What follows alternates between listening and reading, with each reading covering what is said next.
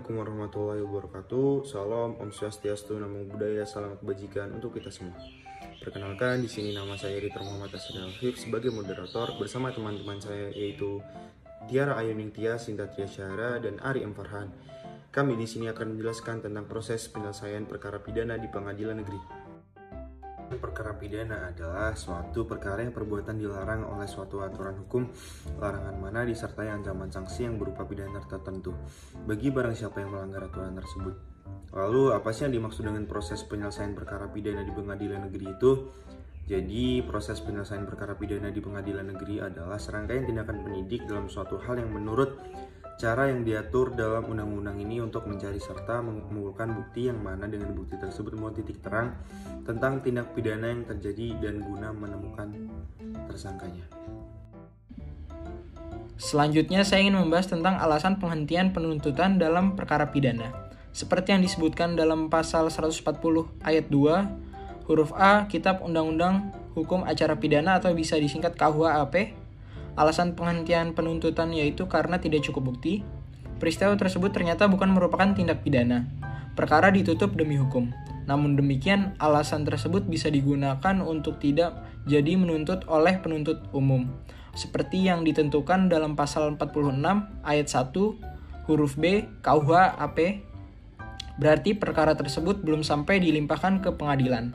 Jadi apabila berkas perkara dipaksakan untuk dilimpahkan ke sidang pengadilan, sudah barang tentu hakim akan memutuskan perkara tersebut yaitu dalam bentuk putusan bebas atau putusan lepas dari segala tuntutan hukum. Jadi apabila perkara tersebut diteruskan di kemudian hari dan ternyata terdapat bukti baru, bukti yang sangat beralasan untuk dapat diproses kembali dan dilimpahkan ke sidang pengadilan. Nah, sekarang kita bahas kapan waktu daluarsa dan tindak pidana apa saja yang dapat hak penuntutnya gugur karena daluarsa. Hal tersebut dijelaskan pada pasal 78 ayat 1 KUHP dan pasal 78 ayat 2 KUHP sebagai berikut. Pasal 78 ayat 1 KUHP menyebutkan waktu daluarsa dan tindak pidana apa saja yang hak penuntutnya gugur karena daluarsa, yaitu yang pertama, sesudah 1 tahun untuk semua pelanggaran dan kejahatan yang dilakukan dengan percetakan. Yang kedua, sesudah 6 tahun untuk kejahatan yang diancam dengan pidana denda, pidana kurungan, dan pidana penjara paling lama 3 tahun. Yang ketiga, sesudah 12 tahun, yaitu untuk kejahatan yang diancam dengan pidana penjara lebih dari 3 tahun. Yang keempat, sesudah 18 tahun mengenai kejahatan yang diancam dengan pidana mati atau pidana penjara seumur hidup. Kemudian pasal 78 ayat 2 menyebutkan apabila pelaku kejahatan itu umurnya belum 18 tahun atau di bawah 18 tahun, maka masa gugurnya waktu yang ditetapkan di atas dikurangi menjadi sepertiganya, yaitu yang pertama 4 bulan untuk semua pelanggaran kejahatan yang dilakukan dengan percetakan, yang kedua 2 tahun untuk kejahatan yang diancam pidana denda, pidana kurungan, atau pidana penjara paling lama 3 tahun. Yang ketiga, 4 tahun untuk kejahatan yang diancam dengan pidana penjara lebih dari 3 tahun. Yang terakhir, yaitu 6 tahun untuk kejahatan yang diancam dengan pidana mati atau pidana seumur hidup. Proses penyelesaian perkara pidana di pengadilan negeri. Alur penyelesaian perkara pidana antara lain 1. Penyelidikan. Penyelidikan adalah serangkaian tindakan penyelidik untuk mencari dan menemukan suatu peristiwa yang diduga sebagai tindakan pidana guna menentukan dapat dan tidaknya dilakukan penyidikan menurut cara yang diatur dalam Undang-Undang Pasal 1 Ayat 5 KUHP, Kitab Undang-Undang Hukum Acara Pidana.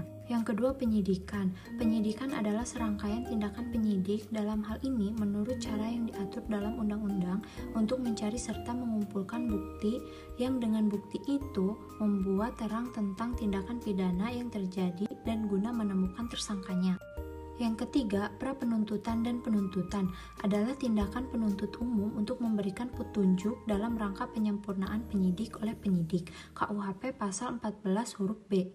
Sedangkan penuntutan adalah tindakan penuntut umum yang melimpahkan perkara pidana ke pengadilan negeri yang berwenang dalam hal ini menurut cara yang diatur dalam undang-undang ini dengan permintaan supaya diperiksa dan diputus oleh hakim di sidang pengadilan menurut KUHP pasal 1 ayat 7. Yang keempat, pembacaan dakwaan. Surat dakwaan merupakan suatu surat atau akte yang membuat suatu perumusan dari tindak pidana yang didakwakan. Surat dakwaan dibuat oleh penuntut umum setelah ia menerima berkas perkara dan hasil penyidikan yang lengkap dari penyidik. Dalam hal ini, ia berpendapat bahwa dari hasil penyidikan dapat dilakukan penuntutan. Maka penuntutan umum dalam waktu secepatnya membuat surat dakwaan menurut pasal 140, pasal 139 KUHP. Yang kelima, eksepsi adalah salah satu istilah yang digunakan dalam proses hukum dan peradilan yang berarti penolakan atau keberatan yang disampaikan oleh seorang terdakwa, disertai dengan alasan-alasannya bahwa dakwaan yang diberikan kepadanya dibuat tidak dengan cara yang benar dan tidak menyangkut hal tentang benar atau tidak benarnya sebuah tindakan pidana yang didakwakan. Yang keenam, pembuktian. Pembuktian adalah tahap yang memiliki peranan penting bagi hakim untuk menjatuhkan putusan. Proses pembuktian dalam proses persidangan dapat dikatakan sebagai sentral dari proses pemeriksaan di pengadilan.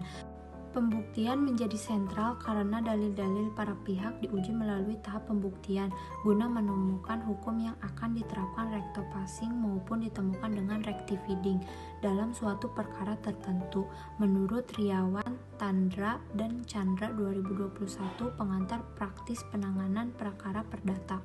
Yang ketujuh, pembacaan surat tuntutan. Surat tuntutan diajukan oleh penuntut umum setelah pemeriksaan di sidang pengadilan yang dinyatakan selesai. Penuntutan umum diajukan tuntutan pidana menurut Kamus Hukum Sudarsono. Yang kedelapan, pledoi atau pembelaan, yaitu terdakwa dan atau penasehat hukum mengajukan pembelaannya yang dapat dijawab oleh penuntut umum dengan ketentuan bahwa terdakwa atau penasehat hukum selalu mendapat giliran terakhir menurut pasal 182 ayat 1 KUHP. Yang terakhir, kesembilan, putusan hakim. Putusan pengadilan adalah pernyataan hakim yang diucapkan dalam sidang pengadilan terbuka, yang dapat berupa pemidanaan atau bebas atau lepas dari segala tuntutan, hukum dalam hal serta menurut cara yang diatur dalam undang-undang.